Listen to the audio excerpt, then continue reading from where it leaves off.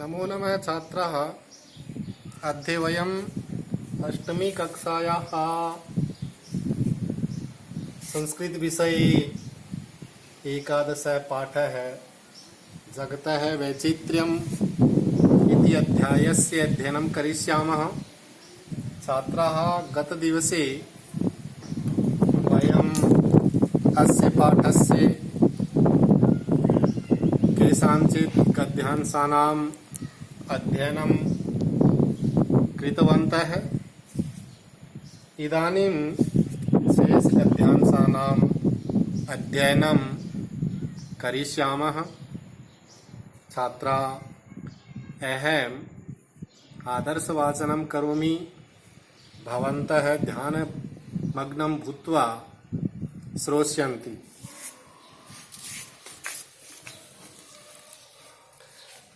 अत्र कश्चित् दुष्टेभ्यः क्रुध्यति, कश्चित् सुजनेभ्यः द्रुह्यति च। अस्य संसारस्य विचित्रतां कथयं वर्णयामः। अत्र साधवः असाधुभ्यः भयं कुर्वन्ति। चोराः, धूर्ताः, दुष्टाश्च कस्मादपि न बिभ्यति। एतद् वैचित्र्यम् अस्य जगतः। अत्र कदाचित् मूर्खाः प्रतिष्ठां प्राप्नुवन्ति, पण्डिताश्च अनादरं लभन्ते। अत्र अधीराः धीरोचित्तं सम्मानं प्राप्नुवन्ति। किम् अधिकं कथयामः, इयम् एव विचित्रता अस्य जगतः।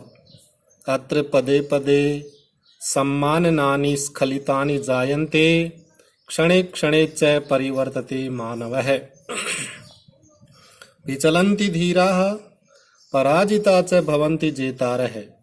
विधिरेव सर्वान् रक्षेत्, स एव अस्मान् अस्याः संसारयात्रायाः पारं नयेत् इति।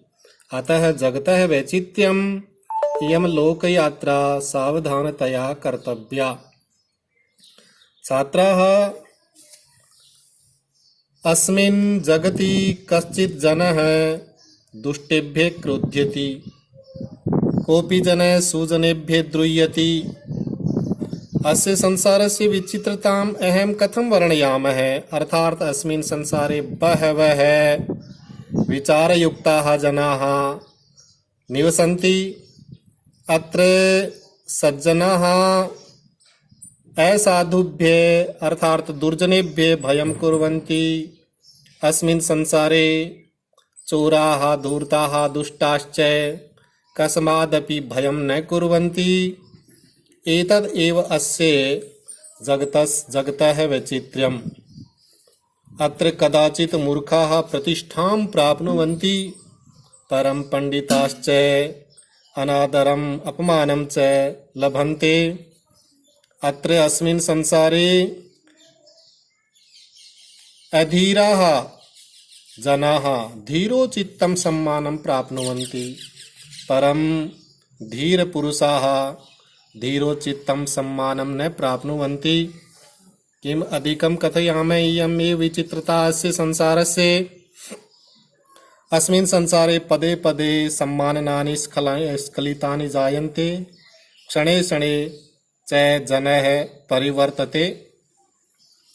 विचलन्ति धीराः, धीरपुरुषाः विचलन्ति। अत्र जेतारः पराजिता भवन्ति, अर्थात् जय प्राप्तुं समर्थाः जनास्तु पराजिताः भवन्ति। विधिरेव सर्वान् रक्षेत्। अतः अहं तु कथयामि यत् विधाता एव सर्वान् रक्षेत्, स एव अस्मान् अस्याः संसारयात्रायाः पारं नयेत् इति। अतः छात्रा, अस्य जगतः वैचित्र्यम् इयं लोकयात्रा सावधानतया कर्तव्या। छात्रा, इदानीम् अस्मिन् गद्यांशे ये कठिन शब्दार्थाः सन्ति तेषाम् अहं ज्ञान प्राप्तुं प्रदानं कर्तुम् इच्छामि। क्रुध्यति क्रोधम करोति। अत्र क्रुद्ध धातु लट लकार है एकवचनम। द्रोहयति द्रोहम करोति। अत्र द्रुह धातु लट लकार है एकवचनम अस्ति। बिभ्यति अर्थात भयं कुर्वन्ति। अत्र भी धातु लट लकार है बहुवचनस्य रूपम् अस्ति। लभन्ते प्राप्तं कुर्वन्ति। अत्र लब धातु लट लकार है बहुवचनम् अस्ति। जेतारः अर्थात जयं प्राप्तुं समर्थाः अथवा जयं प्राप्तुं कर्तारः वा।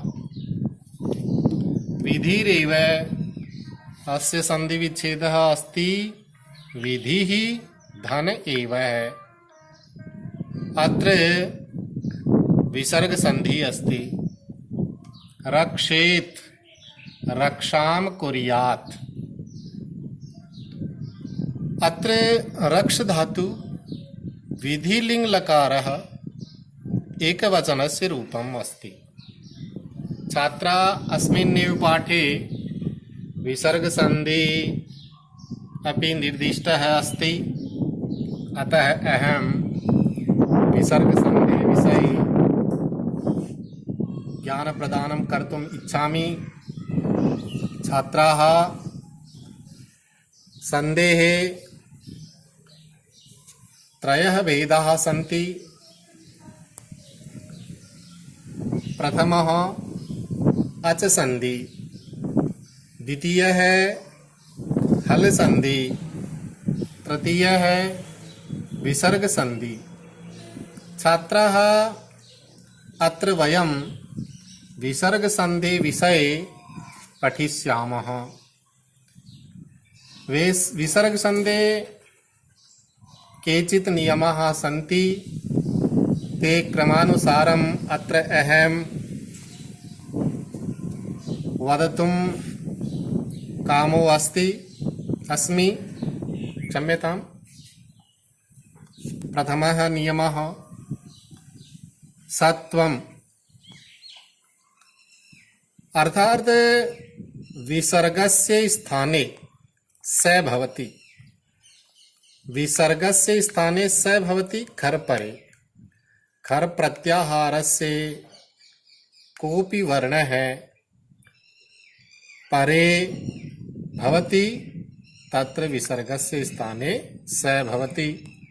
खर प्रत्याहार अर्थात ख फ छ ठ थ च ट त क प स एतेषां वर्णानां परे विसर्गस्य स्थाने स भवति। अस्य उदाहरणम् अस्ति रामस्तिष्ठति। रामः धन तिष्ठति। अग्रे खर प्रत्याहारस्य वर्णः तय वर्णः अस्ति। अतः पूर्व विसर्गस्य स्थाने सत्वं सकारः भवति। रामस्तिष्ठति। अन्यानि अपि उदाहरणानि सन्ति। यथा कश्चित् कः धन चित्। अत्र च वर्गे परे सति विसर्गस्य स्थाने सत्वं भवति। कश्चित् इति जातं। परम् अत्र स्तोश्चुनाश्चुः इति सूत्रेण परे च वर्गे सति च वर्णे सति पूर्व दन्त्य सकारस्य स्थाने तालव्य सकार जातं। कश्चित् इति रूपम्। द्वितीय उदाहरणं दुष्टाश्च। दुष्टाः प्लस च। अत्रापि परे च वर्गः। ये खर प्रत्याहारस्य वर्णः अस्ति, अतः पूर्व विसर्गस्य स्थाने दन्त्य सकार जातः। दुष्टास धन च स्तोश्चुनाश्चु सूत्रेण दन्त्य सकारस्य स्थाने तालव्ये सकारं दुष्टाश्च इति रूपं जातम्। छात्राः, अयम् अस्ति प्रथमः नियमः। द्वितीय नियमः, यदि विसर्गानन्तरं सर् प्रत्याहार अर्थात् स वर्णाः भवन्ति तर्हि विकल्पेन विसर्गस्य स्थाने स इति भवन्ति। छात्र, यदि विसर्ग अनन्तरं सर् प्रत्याहारस्य वर्णाः अर्थात् स भवन्ति तर्हि विसर्गस्य स्थाने स इति भवन्ति। उदाहरणानि, हरिष्येतेः, हरिः धनस्येतेः। अत्र परे तालव्य सकारे सति पूर्व विसर्गस्य सकार जाते हरिष्येते। स्तोश्चुनाश्चु इति सूत्रेण दन्त्य सकारस्य तालव्य सकार जातं हरिष्येते इति रूपम्। रामस्येते, रामः धनस्येते। अत्र अपि सर् प्रत्याहारस्य वर्ण परे सति पूर्व विसर्गस्य स्थाने सकारे जाते रामस् धनस्येते इति रूपं जातम्। अग्रे स्तोश्चुनाश्चुः इति सूत्रेण दन्त्य सकारस्य तालव्य सकारे जाते रामस्येते इति रूपम्।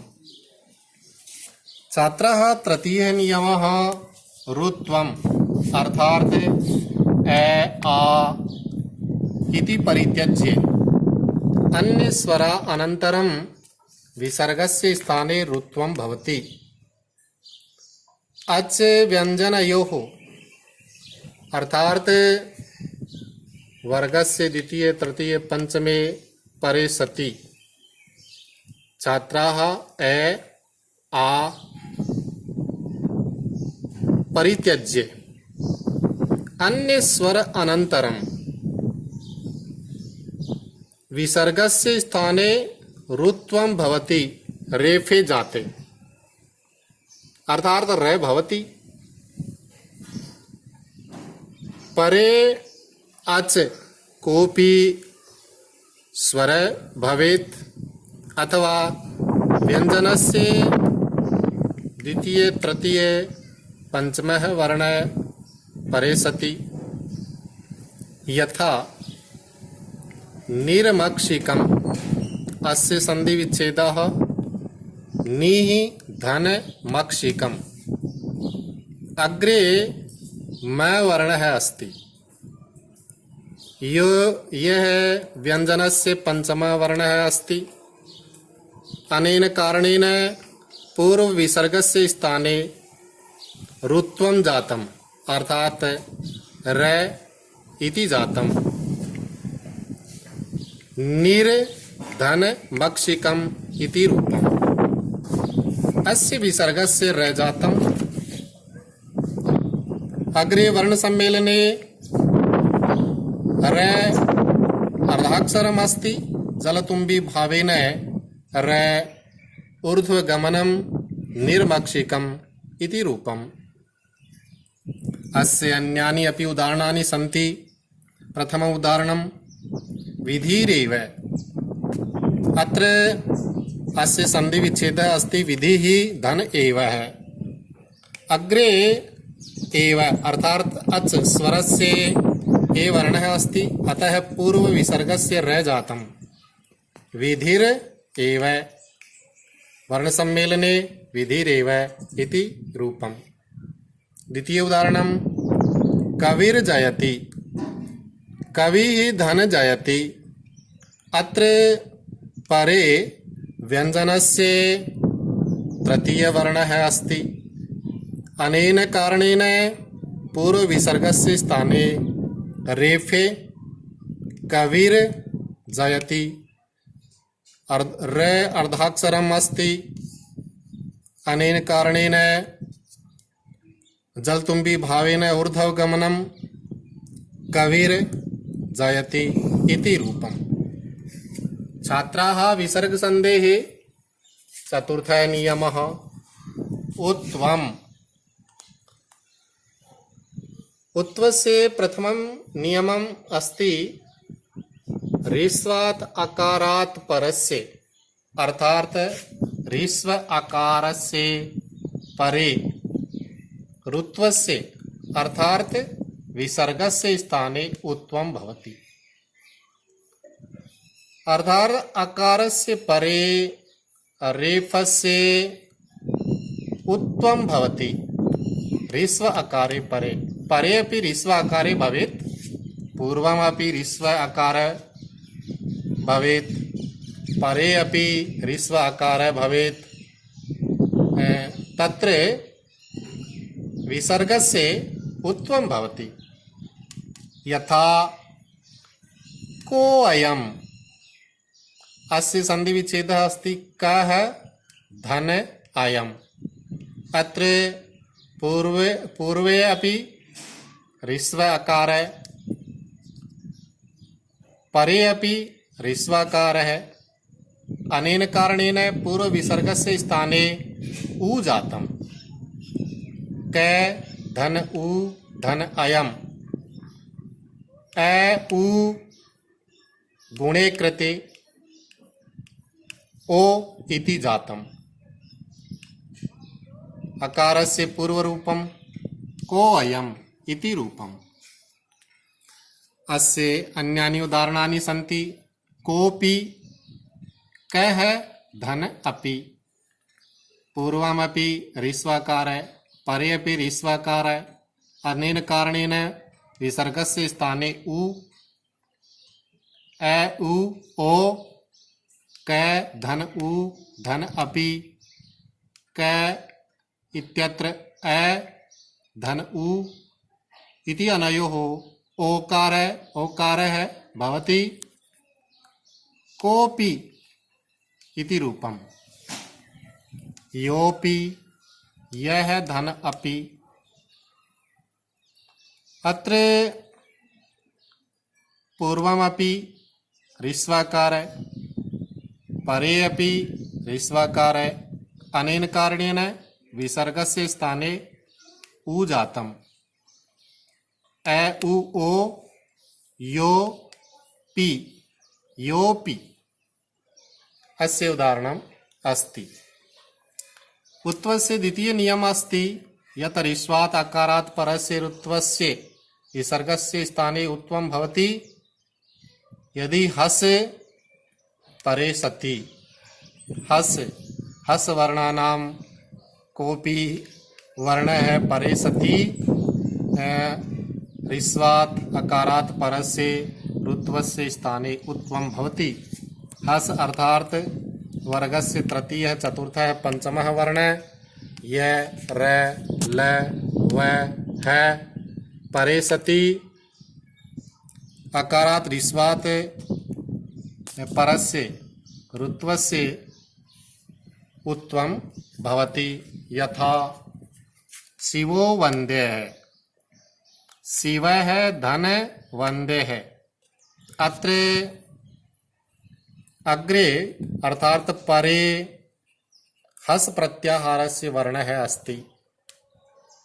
अनेन कारणेन पूर्व विसर्गस्य स्थाने उत्वं भवति। शिव उ धन वन्दे। ए धन उ इति अनयो ओकारे जाते शिवो वन्दे इति रूपं जातम्। धन्यवाद छात्राः।